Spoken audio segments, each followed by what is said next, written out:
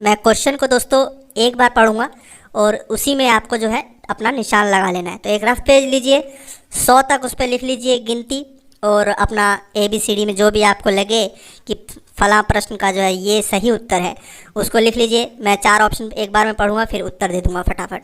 तो चलिए पहला प्रश्न शुरू करते हैं। कुल 100 क्वेश्चन है, आपको मिनिमम 70 प्रश्न तो हर हाल में सही करने ही होंगे, तभी आप PCS बन सकते हैं। तो सहतूत का फल है option A sorosis, option B syconus, option C samara या ऑप्शन डी नट। तो सहतूत का फल है, इसका करेक्ट आंसर है ऑप्शन ए सोरोसिस। सोरोसिस होता है सहतूत का फल। क्वेश्चन नंबर 2, जब पानी में साधारण नमक मिलाया जाता है तो पानी का क्वथनांक बिंदु यानी कि उसका जो बॉइलिंग पॉइंट होता है वो, और हिमांक बिंदु यानी कि जो पिघलने का जो हिमांक यानी कि जो बर्फ़ में जम जाने का जो बिंदु होता है वो क्रमशः क्या होता है, उन पर क्या प्रभाव पड़ता है। जब पानी में साधारण नमक मिलाया जाता है तो पानी के क्वथनांक बिंदु और हिमांक बिंदु क्रमशः घटेंगे, बढ़ेंगे, घटेंगे और बढ़ेंगे दोनों, या फिर ऑप्शन डी बढ़ेंगे और घटेंगे। तो जल्दी से निशान लगा लीजिए। क्वेश्चन नंबर 2 का सही आंसर है, जब पानी में साधारण नमक मिलाया जाता है तो पानी के क्वथनांक बिंदु और हिमांक बिंदु क्रमशः बढ़ेंगे और घटेंगे। इसका करेक्ट आंसर है ऑप्शन डी। क्वेश्चन नंबर 3, स्वचालित वाहनों से निर्वातक सबसे अविषालु धातु प्रदूषक है। आपके ऑप्शन है, option A copper, option B lead, option C cadmium या ऑप्शन डी मरकरी। इसका जो करेक्ट आंसर है, स्वचालित वाहनों से निर्वातक सबसे अविषालु धातु प्रदूषक है, वो है ऑप्शन बी लेड। ठीक है दोस्तों, आगे बढ़ते हैं। किस वंश के शासक ने एलोरा के कैलाश मंदिर का निर्माण कराया था। आपके ऑप्शन है, ऑप्शन ए विंध्य शक्ति वाकाटक, पुलकेशिन जो द्वितीय है चालुक्य वंश के वो, ऑप्शन सी कुमारपाल पाल वंश के, या ऑप्शन डी कृष्ण प्रथम राष्ट्रकूट। तो क्वेश्चन नंबर 4, कैलाश मंदिर का निर्माण कराया था, आपका सही जवाब है ऑप्शन डी कृष्ण प्रथम ने। क्वेश्चन नंबर 5, बहमनी साम्राज्य की स्थापना के समय दिल्ली सल्तनत का सुल्तान कौन था। आपके ऑप्शन है, फिरोज शाह तुगलक, गयासुद्दीन तुगलक, मोहम्मद बिन तुगलक, अलाउद्दीन खिलजी। इसमें से करेक्ट आंसर लगा लीजिए दोस्तों। तो क्वेश्चन नंबर 5 का जो सही आंसर है वो है ऑप्शन सी, मोहम्मद बिन तुगलक द्वारा जो है बहमनी साम्राज्य की स्थापना बहमनी साम्राज्य की स्थापना के समय जो दिल्ली का सल्तनत का जो सुल्तान था वो था ऑप्शन सी मोहम्मद बिन तुगलक, जिसको MBT के रूप में भी जो है जाना जाता है शॉर्ट फॉर्म में। और क्वेश्चन नंबर 6, निम्नलिखित में से किसने दिल्ली सल्तनत के 7 सुल्तानों का काल देखा। आपके ऑप्शन है जियाउद्दीन बर्नीन, ख्वाजा मोइनुद्दीन चिश्ती, शेख सलीम चिश्ती या अमीर खुसरो। क्वेश्चन नंबर 6 का सही आंसर है दोस्तों, वो है ऑप्शन डी अमीर खुसरो। कौन शासक गुलरुखी उपनाम से कविताएं लिखता था। इसका सही ऑप्शन जो है आपको लगाना है, क्या होगा जल्दी से लगा लीजिए। इसका सही आंसर है दोस्तों Sikandar Lodi, option A. Question number 8, निम्नलिखित में से किसने अपना 2 बार राज्याभिषेक नहीं कराया। फिरोज शाह तुगलक, शिवाजी, औरंगजेब या शाहजहां। जल्दी से निशान लगा लीजिए। निम्नलिखित में से किसने अपना 2 बार राज्याभिषेक नहीं कराया। इसका जो सही आंसर है वो है ऑप्शन डी शाहजहां। बाकी तीनों लोगों ने जो है 2-2 बार अपना राज्याभिषेक कराया था। हुमायूं नामा नामक पुस्तक किसने लिखी। हुमायूं ने, गुलबदन बेगम ने, फैजी ने या अबुल फजल ने। इसका सही आंसर है ऑप्शन बी गुलबदन बेगम ने, जो कि बाबर की बेटी है और हुमायूं की सिस्टर। इन्होंने ही जो है हुमायूं नामा पुस्तक जो है लिखी थी। निम्नलिखित में से किसने भारतीय विद्यालयों में धार्मिक शिक्षा के लिए प्रबल रूप से वकालत की। बाल गंगाधर तिलक, महात्मा गांधी, स्वामी विवेकानंद, मदन मोहन मालवीय। तो जल्दी से निशान लगा लीजिए। क्वेश्चन नंबर 10 का करेक्ट आंसर है ऑप्शन सी, निम्नलिखित में से किसने भारतीय विद्यालयों में धार्मिक शिक्षा के लिए प्रबल रूप से वकालत की थी। स्वामी विवेकानंद ने। ठीक है दोस्तों, क्वेश्चन नंबर 11, निम्नलिखित पुस्तकों में से किस पुस्तक का संबंध भारत में राष्ट्रीय आंदोलन के विकास से जुड़ा जाता है। आपके ऑप्शन है, देख लीजिए। इसमें करेक्ट आंसर होगा क्वेश्चन नंबर 11 का ऑप्शन ए आनंद मठ। ठीक है दोस्तों, जिसमें सन्यासी विद्रोह का जो है उल्लेख भी है। आगे बढ़ते हैं। क्वेश्चन नंबर 12, ओजोन परत अवस्थित है ट्रोपोस्फियर में, ट्रोपोपाज में, स्ट्रेटोस्फीयर या फिर फोटोस्फीयर। क्वेश्चन नंबर 12 का सही आंसर होगा ऑप्शन सी, स्ट्रेटोस्फीयर। मिलान करना है, जल्दी से मिलान लगा कर लीजिए। पिट्सबर्ग, संघाई, डुंडी, लेनिनग्राड। तो इसका जो सही आंसर होगा वो है क्वेश्चन नंबर 13 का डी, ऑप्शन डी। जो पिट्सबर्ग है वो लोहा और इस्पात उद्योग के लिए जाना जाता है। जो संघाई है वो सूती वस्त्र उद्योग के लिए जाना जाता है। डुंडी जो है वो जूट और वस्त्र उद्योग के लिए, और लेनिनग्राड जो है वो पोत निर्माण के लिए, और ये रूस के अंतर्गत जो है एक क्षेत्र विशेष है। क्वेश्चन नंबर 14, भारत में मलिन बस्तियों की जनसंख्या का सर्वाधिक संकेंद्रण पाया जाता है। कहाँ पाया जाता है? आंध्र प्रदेश, महाराष्ट्र, उत्तर प्रदेश, पश्चिम बंगाल। ध्यान से निशान लगाइए। क्वेश्चन नंबर 14 का करेक्ट आंसर है option B, Maharashtra. Question number 15, कौन सही सुमेलित नहीं है? औद्योगिक नगरों में से कौन सही सुमेलित नहीं है, आपको ये बताना है। अनशान चीन लोह इस्पात के लिए जाना जाता है, ग्लासगो पोत निर्माण के लिए, ओटावा ऑटोमोबाइल के लिए, या फिर सैफील्ड कटलरी के लिए। तो इनमें से कौन जो है सही सुमेलित नहीं है? तो इसका करेक्ट आंसर होगा क्वेश्चन नंबर 15 का, वो है सी, ओटावा जो है ऑटोमोबाइल के लिए जो है ये सही सुमेलित नहीं है। ठीक है दोस्तों। हरमुज जल संधि किन किन सागरों को जोड़ती है? ऑप्शन ए, लाल सागर, भूमध्य सागर। ऑप्शन बी, फारस की खाड़ी, ओमान खाड़ी। ऑप्शन सी, काला सागर, मारमरा सागर। या ऑप्शन डी, अरब सागर या लाल सागर। तो हरमुज जल संधि किन किन सागरों को जोड़ती है, आपको ये बताना है। इसका करेक्ट आंसर है ऑप्शन बी, जो हरमुज जल संधि है वो फारस की खाड़ी और ओमान की खाड़ी को जोड़ती है। क्वेश्चन नंबर 17, विश्व में सूती वस्त्रों का अग्रणी उत्पादक राज्य है? ऑप्शन ए, चीन। Option B, Bharat. Option C, USA. Option D, रूस। तो विश्व में सूती वस्त्रों का अग्रणी उत्पादक देश या राष्ट्र कौन सा है? क्वेश्चन नंबर 17 का सही आंसर है वो है चीन, ऑप्शन ए। चिनार वन्य जीव विहार अवस्थित है, कहाँ अवस्थित है? जम्मू कश्मीर, केरल, सिक्किम, त्रिपुरा। इनमें से कौन सा है ऑप्शन? क्वेश्चन नंबर 18 का करेक्ट आंसर है ऑप्शन बी, केरल। निम्नलिखित जनजातियों में कौन बहुपति विवाह प्रथा को मानता है? जो पीसीएस की तैयारी करते हैं, यूपी पीसीएस की, उनको ये क्वेश्चन श्योर पता होना चाहिए। निम्नलिखित जनजातियों में कौन बहुपति विवाह प्रथा को मानता है? कई बार यूपीएससी और पीसीएस में पूछा जा चुका है। इसका करेक्ट आंसर है ऑप्शन डी, टोडा जनजाति, जो कि नीलगिरी पहाड़ियों पे पाई जाती है। क्वेश्चन नंबर 20, स्टॉक फार्मिंग क्या है? खाद्यान्न का भंडार करना, खाद्यान्न का निर्यात करना, फसलों की अदला बदली, व्यापारिक रूप से पशुपालन कार्य करना। क्वेश्चन नंबर 20 का सही जवाब क्या होगा? इसका जो करेक्ट आंसर है वो है ऑप्शन डी, स्टॉक फार्मिंग जो है वो व्यापारिक रूप से पशुपालन कार्य से संबंधित है। ठीक है दोस्तों, इसको ध्यान रखिएगा। इसके अलावा स्टॉक फार्मिंग में जो है ट्रक संबंधित जो है फार्मिंग भी शामिल कर ली जाती है कई बार। ठीक है, तो क्वेश्चन किस तरह से पूछ रहा है उसको ज़रा ध्यान से देखिएगा।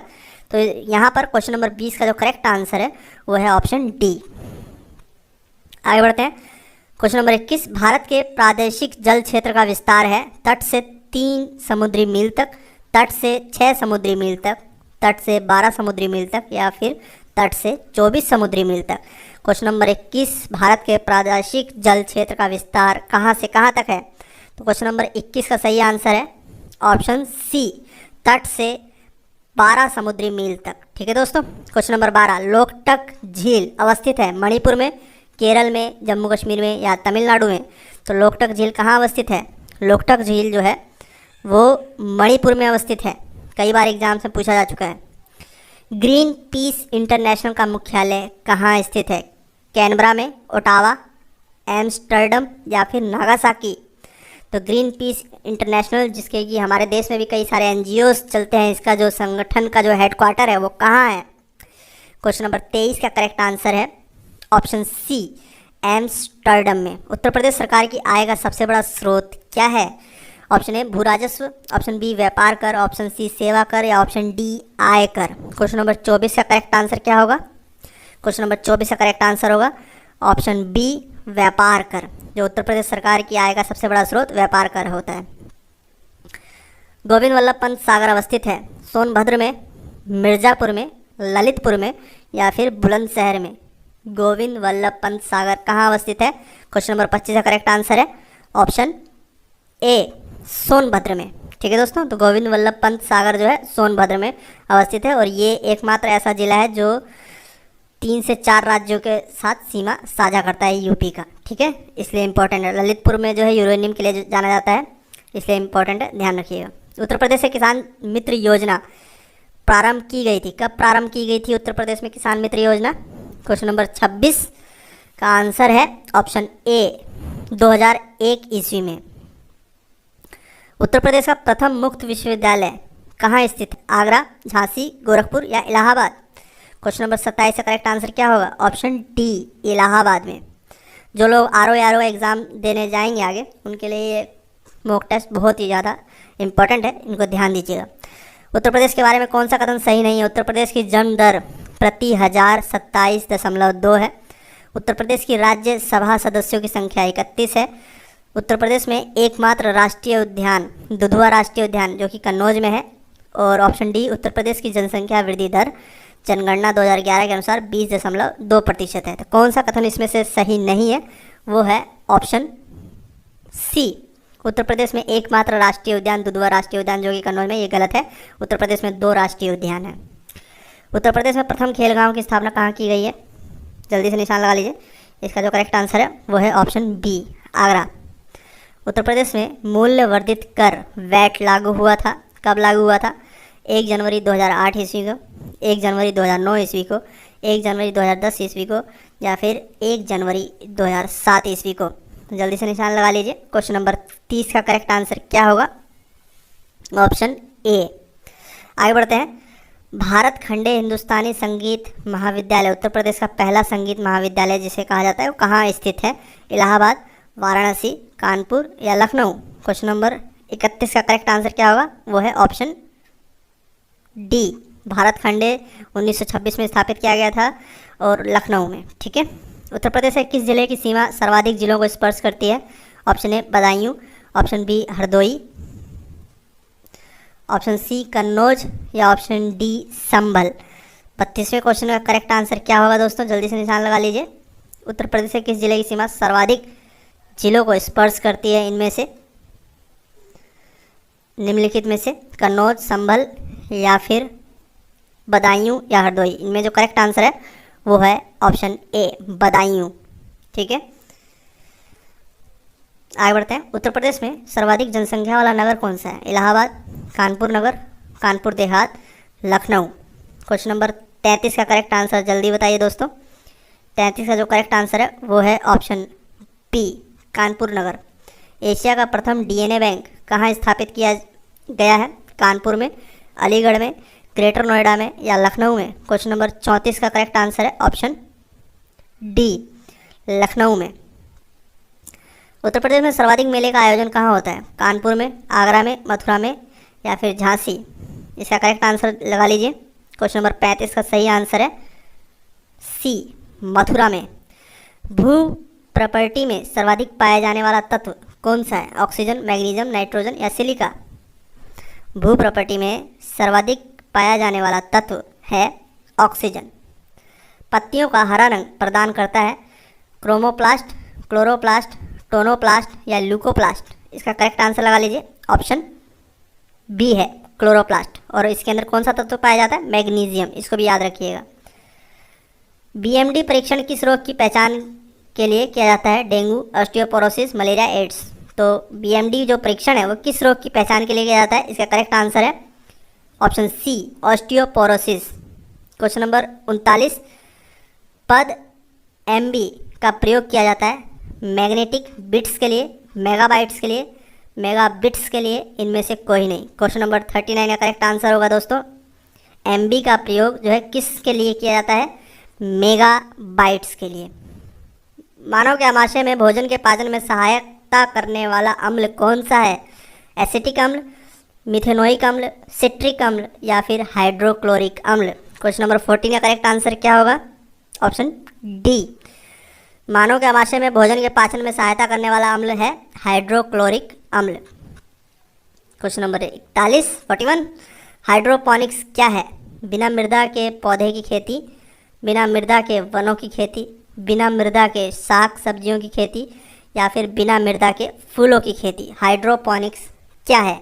क्वेश्चन नंबर 41 का करेक्ट आंसर है ऑप्शन ए, बिना मृदा के पौधों की खेती। मिलीबग किस फसल से संबंधित है? मिलीबग किस फसल से संबंधित है? ऑप्शन ए गेहूँ, ऑप्शन बी सरसों, ऑप्शन सी आम या ऑप्शन डी बैंगन। मिलीबग किस फसल से संबंधित है? जल्दी से निशान लगा लीजिए। ऑप्शन बी सरसों से संबंधित है। पेय पदार्थ चाय में कौन सा एल्केलॉइड पाया जाता है? कैफीन, कोकनी, थीन या उपरोक्त में से कोई नहीं। तो पेय पदार्थ चाय में पाया जाता है, क्वेश्चन नंबर 43 का वो है थीन। ठीक है दोस्तों, इसके अलावा कॉफ़ी में कैफीन पाया जाता है, चाय में थीन पाया जाता है, इसको ध्यान रखिएगा। धान में खैरा रोग किसकी कमी से लगता है? तो खैरा रोग जो है धान में किसकी कमी से लगता है आपको ये बताना है। 44 का करेक्ट आंसर है ऑप्शन डी, जस्ता की कमी से जो है धान में खैरा रोग लगता है, जो कि पीसीएस में 4 बार से पूछा जा चुका है। निम्नलिखित युग्मों में से पेय पदार्थ और उनकी प्राप्ति का युग्म निम्न में से कौन सा युग्म सुमेलित नहीं है? चाय बीज से मिलता है, कहवा बीज से मिलता है, कोको बीज से मिलता है या फिर गुराना बीज से मिलता है। तो इनमें से कौन सही सुमेलित नहीं है? इसका करेक्ट आंसर होगा दोस्तों चाय जो है वो पत्तियों से प्राप्त होती है, ना कि बीज से। भारत का क्यूबा और जावा किसे कहते हैं? आपके ऑप्शन है मिर्ज़ापुर सोनभद्र, गोरखपुर देवरिया या फिर फतेहपुर इलाहाबाद या चंदौली या गोरखपुर। भारत का क्यूबा और जावा किसे कहते हैं?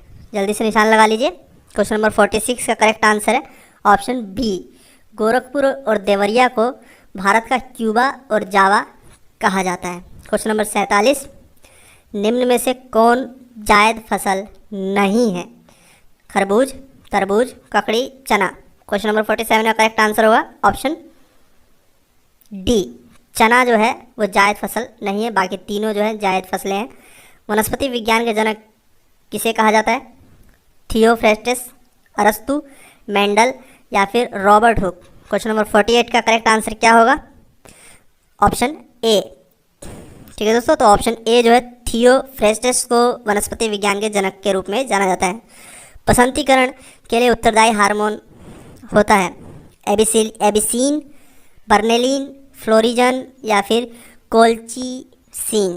क्वेश्चन नंबर 49 का जो करेक्ट आंसर होगा बसंतीकरण के लिए उत्तरदायी हार्मोन है फ्लोरिजन। नींबू में कौन सा अम्ल होता है? सिट्रिक अम्ल, एस्कॉर्बिक अम्ल, एसिटिक अम्ल या फिर नाइट्रिक अम्ल।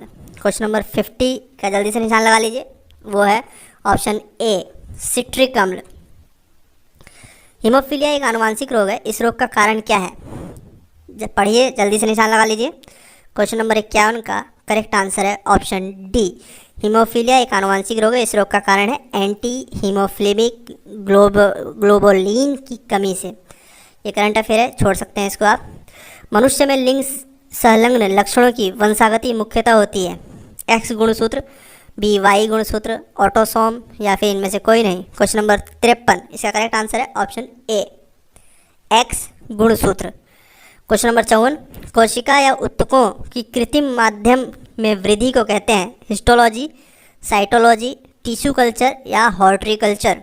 क्वेश्चन नंबर 54 इसका करेक्ट आंसर है कोशिका या उत्तकों के कृत्रिम माध्यम में वृद्धि को कहते हैं टिश्यू कल्चर। ऊँट का कुबड़ जो बना होता है वो किसका बना होता है? कंकालीय उत्तक, पेशीय उत्तक, उपास्थीय उत्तक या वसामय उत्तक। तो ऊँट का जो कुबड़ होता है वो किसका बना होता है? इसका करेक्ट आंसर है ऑप्शन डी, वसामय उत्तक। रुधिर प्लाज्मा का निम्न में से कौन सा कार्य है? पढ़िए, जल्दी से निशान लगा लीजिए। क्वेश्चन नंबर 56 का करेक्ट आंसर है ऑप्शन डी, उपरोक्त सभी कार्य हैं हार्मोन और पचे भोजन का संवहन, शरीर में ऊष्मा का समान वितरण करना और शरीर के रोग प्रतिरोधक क्षमता का प्रदान करना। भारतीय संसद की प्रभुता प्रतिबंधित है न्यायिक समीक्षा से, राष्ट्रपति की शक्तियों से, विपक्षी दल के नेता से या फिर प्रधानमंत्रियों की शक्ति से। भारतीय संसद की प्रभुता प्रतिबंधित है। क्वेश्चन नंबर 57 का सही आंसर होगा ऑप्शन ए, प्रतिबंधित किससे? न्यायिक समीक्षा से। जनपद प्राथमिक शिक्षा कार्यक्रम का प्रारंभ हुआ था 1991 से, 1992 से, 1994 से या फिर 1995 से। जनपद प्राथमिक शिक्षा कार्यक्रम प्रारंभ हुआ था? इसका ऑप्शन सी 1994 से। लीड बैंक, जो कि अब तक 4 बार पीसीएस में पूछा जा चुका है, लीड बैंक का कार्य किया जाता है एसबीआई द्वारा, किसी भी बैंक द्वारा, इस कार्य हेतु नामित बैंक द्वारा, या फिर भारतीय रिजर्व बैंक द्वारा? इसका करेक्ट आंसर होगा ऑप्शन डी, भारतीय रिजर्व बैंक द्वारा।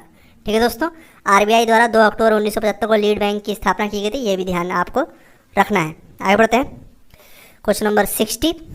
राष्ट्रपति, उपराष्ट्रपति और सर्वोच्च न्यायालय के मुख्य न्यायाधीश की अनुपस्थिति में राष्ट्रपति के कर्तव्यों का निर्वहन कौन करता है? आपके ऑप्शन है प्रधानमंत्री, लोकसभा अध्यक्ष जिसको स्पीकर भी कहते हैं, किसी राज्य के उच्च न्यायालय का मुख्य न्यायाधीश, सर्वोच्च न्यायालय का वरिष्ठ न्यायाधीश। तो क्वेश्चन नंबर 60 का करेक्ट आंसर क्या होगा दोस्तों? इसका जो करेक्ट आंसर है वो है ऑप्शन डी, राष्ट्रपति, उपराष्ट्रपति, सर्वोच्च न्यायालय का मुख्य न्यायाधीश की अनुपस्थिति में सर्वोच्च न्यायालय का कोई अन्य वरिष्ठ न्यायाधीश जो है उसके कर्तव्यों का निर्वहन करेगा। तो 60 का करेक्ट आंसर है ऑप्शन डी। भारत में प्रतिस्पर्धा आयोग का गठन कब किया गया था? इसका करेक्ट आंसर है ऑप्शन बी 2002 में। निम्न में से बरकरी संप्रदाय का संत था? निम्बकाचार्य, चक्रधर, रामदास या नामदेव? 62वें का करेक्ट आंसर है ऑप्शन डी, नामदेव। आगे बढ़ते हैं, विश्व पर्यावरण दिवस कब मनाया जाता है? निशान लगा लीजिए। इसका करेक्ट आंसर है 5 जून को। 5 जून को जो है विश्व पर्यावरण दिवस मनाया जाता है।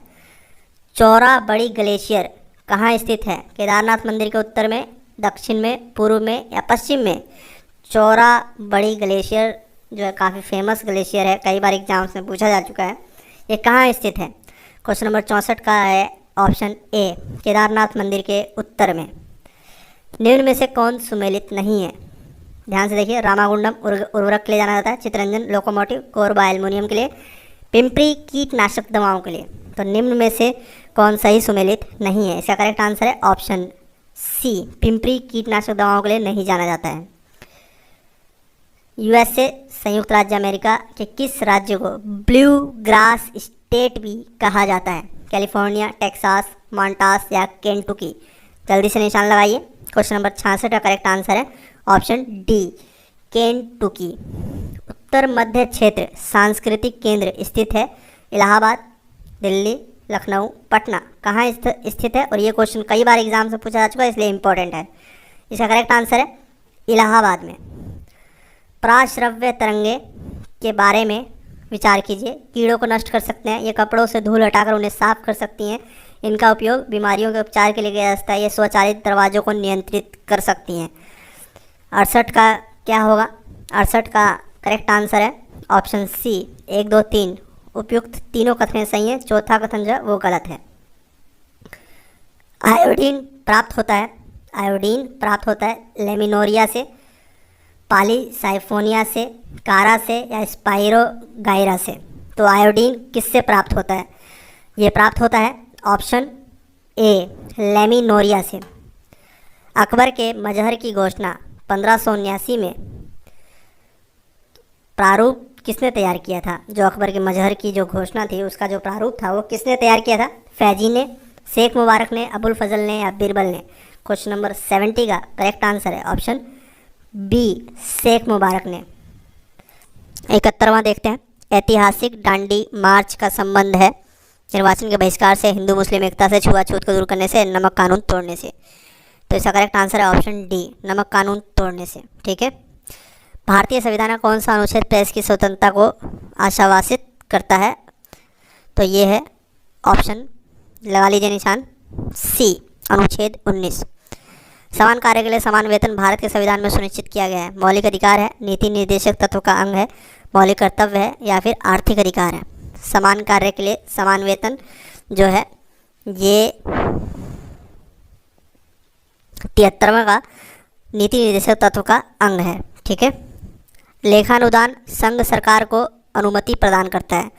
सार्वजनिक ऋण के लिए भारतीय रिजर्व बैंक से धन उधार लेने के लिए, राज्यों को अनुदान प्रदान करने के लिए या फिर निश्चित अवधि के लिए भारतीय संचित निधि से धन निकालने के लिए? तो क्वेश्चन नंबर 74 का करेक्ट आंसर है ऑप्शन डी, निश्चित अवधि के लिए भारतीय संचित निधि से धन निकालने के लिए। स्वर्णकारों द्वारा प्रयोग में लाई जाने वाली रत्ती किसके बीजों से प्राप्त होती है? आवृत बीजी पादप से, अनावृत बीजी पादप से, शैवाल से या फिर कवक से? स्वर्णकारों द्वारा प्रयोग में लाई जाने वाली रत्ती किसके बीजों से प्राप्त होती है? जल्दी से निशान लगाइए। क्वेश्चन नंबर 75 का करेक्ट आंसर है ऑप्शन बी, अनावृत बीजी पादप से। तदर्थ न्यायाधीश वो न्यायाधीश होते हैं जो नियुक्त किए जाते हैं सुप्रीम कोर्ट के द्वारा, राष्ट्रपति के जो है राष्ट्रपति के माध्यम से सुप्रीम कोर्ट के सर्वोच्च न्यायाधीश की सलाह मशवरा पर। तो किस आर्टिकल के तहत जो है नियुक्ति होती है? 123, 124, 127 या 125? जो तदर्थ न्यायाधीश हैं उनकी नियुक्ति राष्ट्रपति द्वारा अनुच्छेद 127 के अंतर्गत की जाती है। ठीक है, इम्पोर्टेंट है। यह धारणा कि भारत एक कल्याणकारी राज्य है, ये किसमें छिपी हुई है? संविधान की प्रस्तावना द्वारा, संविधान में वर्णित मूल अधिकार द्वारा, मौलिक अधिक कर्तव्य द्वारा या नीति निर्देशक तत्वों द्वारा? तो भारत एक कल्याणकारी राज्य है, ये नीति निर्देशक तत्वों में स्पष्ट रूप से हमें झलक दिखाई पड़ती है। ठीक है, भारतीय राष्ट्रपति के सर्वसम्मति से चुने जाने का अभी तक एकमात्र उदाहरण किसके संदर्भ में देखा जाता है? डॉक्टर राजेंद्र प्रसाद, नीलम संजीव रेड्डी, पी.बी. गिरी या फिर डॉक्टर राधा कृष्णन?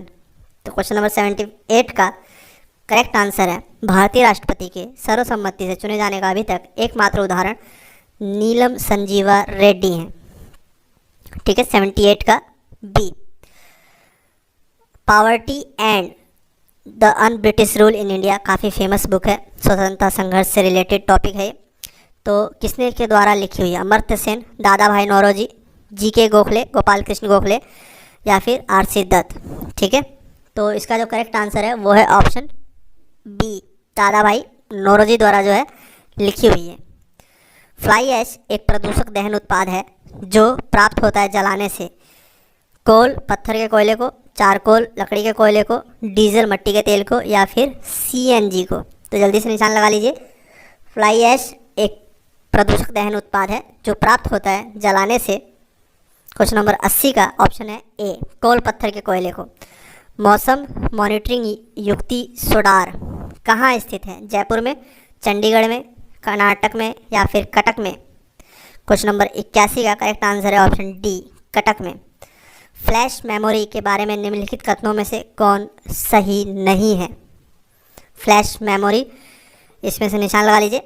इसका जो करेक्ट आंसर है वो है सी, यह सामान्य डिस्क ड्राइव से अत्यधिक सस्ता है। ये कथन बिल्कुल गलत है, अन्य 3 कथन सही हैं। उत्तर प्रदेश की निम्नलिखित नदियों में से किसके उद्गम स्थल हिमालय में नहीं है? गोमती, रामगंगा, शारदा, बेतवा? इनमें से कौन जो है उत्तर प्रदेश की जो नदियां हैं वो उनका हिमालय में जो है उद्गम स्रोत नहीं है, ये आपको बताना है। तो ये है ऑप्शन डी, 1 और 3, यानी कि गोमती और बेतवा का उद्गम हिमालय में नहीं है। प्रत्येक वर्ष इंदिरा गांधी पुरस्कार दिया जाता है पर्यावरण के क्षेत्र में, वन रोपण क्षेत्र में, बंजर भूमि के विकास में या फिर वन्य जीव संरक्षण के क्षेत्र में? तो 84 का करेक्ट आंसर है ऑप्शन ए, पर्यावरण के क्षेत्र में। उत्तर प्रदेश का सबसे बड़ा वन्य जीव विहार है हस्तिनापुर वन्य जीव विहार, किशनपुर वन्य जीव विहार, चंद्रप्रभा वन्य जीव विहार या रानीपुर वन्य जीव विहार? तो उत्तर प्रदेश का सबसे बड़ा वन्य जीव विहार कौन सा है? करेक्ट आंसर है ऑप्शन ए, हस्तिनापुर वन्य जीव विहार। विश्व का सबसे बड़ा विखंडन यार्ड स्थित है? ऑप्शन बी, गुजरात में। निम्न में से किस समूह को बेनेलेक्स देश का समूह या फिर बेनेलेक्स देश भी कहा जाता है? जल्दी से पढ़िए, निशान लगाइए। करेक्ट आंसर है ऑप्शन डी, बेल्जियम, नीदरलैंड और लग्जम जो वर्ग देश है उसको बेनेलक्स देश के रूप में जाना जाता है। आगे बढ़ते हैं। 88 निम्न में से कौन एक सुमेलित नहीं है? दुर्गापुर पश्चिम बंगाल में स्थित है, जमशेदपुर झारखंड में, राउरकेला उड़ीसा, भिलाई मध्य प्रदेश? तो करेक्ट आंसर होगा वो है भिलाई मध्य प्रदेश में नहीं स्थित है। वर्ल्ड डेवलपमेंट रिपोर्ट किसके द्वारा प्रकाशित की जाती है? निशान लगा लीजिए। 89 का करेक्ट आंसर है ऑप्शन बी, पुनर्निर्माण एवं विकास अंतर्राष्ट्रीय बैंक जो है हर वर्ष वर्ल्ड डेवलपमेंट रिपोर्ट जो है प्रकाशित करती है। क्वेश्चन नंबर 90, दलहनी फसलों के लिए कौन सा तत्व आवश्यक है? Cobalt, chromium, iodine, sodium. दलहनी फसलों के लिए कौन सा तत्व अति आवश्यक है? 90 का सही आंसर है ऑप्शन ए, कोबाल्ट। शिलाधर मृदा विज्ञान संस्थान स्थित है आगरा, लखनऊ, इलाहाबाद, वाराणसी। ऑप्शन बी इसका करेक्ट आंसर है, इलाहाबाद में स्थित है शिलाधर मृदा विज्ञान संस्थान। भारतीय राष्ट्रीय कांग्रेस ने किस गोलमेज सम्मेलन में भाग लिया था? महात्मा गांधी के थ्रू, तो वो था ऑप्शन बी, द्वितीय, जो कि महात्मा गांधी के नेतृत्व में जो है सम्मेलन में भाग लिया था, गोलमेज सम्मेलन में। ठीक है, द्वितीय गोलमेज सम्मेलन में। भारत के राष्ट्रपति रहे डॉक्टर जाकिर हुसैन राष्ट्रपति बनने से पहले कहाँ के राज्यपाल रह चुके थे? ध्यान से पढ़िए क्वेश्चन को, आगे बढ़ते हैं। मध्य प्रदेश, उत्तर प्रदेश, महाराष्ट्र, बिहार। क्वेश्चन है, भारत के राष्ट्रपति रहे डॉक्टर जाकिर हुसैन राष्ट्रपति बनने से पहले कहाँ के राज्यपाल रह चुके थे? मध्य प्रदेश, उत्तर प्रदेश, महाराष्ट्र या बिहार? जो सही आंसर है वो है ऑप्शन डी, बिहार। किस संविधान संशोधन के द्वारा लोकसभा के सदस्यों की संख्या 525 से बढ़ाकर 545 कर दी गई थी? तो इसका सही आंसर होगा, निशान लगा लीजिए, 42वां है या 40वां है या 31 या फिर 44। किस संविधान संशोधन के द्वारा लोकसभा के सदस्यों की संख्या 525 से बढ़ाकर 545 कर दी गई थी? इसका करेक्ट आंसर है ऑप्शन सी, 31वें संविधान संशोधन के द्वारा। ठीक है दोस्तों, इंपॉर्टेंट है। बनारस हिंदू विश्वविद्यालय का शिलान्यास निम्न में से किसने किया था? मोस्ट इंपॉर्टेंट क्वेश्चंस, कई बार पूछा जा चुका है। आपके ऑप्शन है मदन मोहन मालवीय, मोतीलाल नेहरू, लॉर्ड हार्डिंग या फिर एनी बेसेंट। तो क्वेश्चन नंबर 95 का करेक्ट आंसर है ऑप्शन डी, एनी बेसेंट। ठीक है, बाद में पूर्ण रूप से जो तैयार करवाया था मदन मोहन BHU का जो है मदन मोहन मालवीय द्वारा किया गया था। एनी बेसेंट भी जो है इनमें शामिल थी। शिलान्यास जो है इन्हीं के द्वारा जो है किया गया था। निम्न में से किसने 4 अश्वमेघ यज्ञ का संपादन किया था? प्रवरसेन प्रथम, समुद्रगुप्त, चंद्रगुप्त द्वितीय, पुष्यमित्र शुंग। तो क्वेश्चन नंबर 96 का करेक्ट आंसर है ऑप्शन ए, प्रवरसेन प्रथम ने। 1937 में संपन्न हुए प्रांतीय विधानमंडल के चुनाव में कुल 11 प्रांतों में से कांग्रेस ने कुल कितने प्रांतों में अपनी सरकार बनाई? 6 प्रांतों में, 8 प्रांतों में, 5 प्रांतों में या फिर 9 प्रांतों में? तो 97 का सही आंसर है, कांग्रेस ने कुल 8 प्रांतों में जो है सरकार बनाई थी। निम्न में से विपणन संस्था कौन सी है? सेबी, सिडबी, सेल या फिर नाबार्ड? तो इनमें से विपणन संस्था सेल है। ठीक है, नाबार्ड कृषि के वित्त देने हेतु जो है जानी जाती है। ठीक है, ध्यान रखिएगा। सिडबी का जो मुख्यालय है वो लखनऊ में है और सेबी जो है शेयर मार्केट से संबंधित है। रेड डाटा बुक का संबंध किससे है? जैव विविधता के बारे में तथ्यों से, विलुप्त के संकट से ग्रस्त जीव जंतुओं से, वृक्षारोपण से या फिर तस्करों द्वारा वन्य प्राणियों के अवैध शिकार से? तो रेड डाटा बुक का संबंध किससे है? इसका करेक्ट आंसर है ऑप्शन बी, विलुप्त के संकट से ग्रस्त जीव जंतुओं से। आज का अंतिम प्रश्न, अश्विन क्या है? सुपरसोनिक इंटरसेप्टर मिसाइल, उन्नत श्रेणी की पनडुब्बी, सुपरसोनिक क्रूज मिसाइल या फिर लड़ाकू विमान? क्वेश्चन नंबर 100 अंतिम प्रश्न है, इसका करेक्ट आंसर है ऑप्शन ए, सुपरसोनिक इंटरसेप्टर मिसाइल है अश्विन। तो ये वीडियो आपको कैसा लगा ज़रूर बताएं। इसके अलावा ये ज़रूर बताएं कि आपने कितने प्रश्न जो हैं सही किए। इसके अलावा प्रश्नों का स्तर आपको कैसा लगा ये भी बताएं। और अगर अभी तक आपने हमारा चैनल सब्सक्राइब नहीं किया है तो प्लीज़ इस चैनल को सब्सक्राइब कर लीजिए। आगे ऐसे ही अच्छे और बेहतरीन प्रश्न मैं लेके आऊँगा। ये वीडियो आपको कैसा लगा ये ज़रूर बताएं। मिलते हैं अगले वीडियो में। धन्यवाद।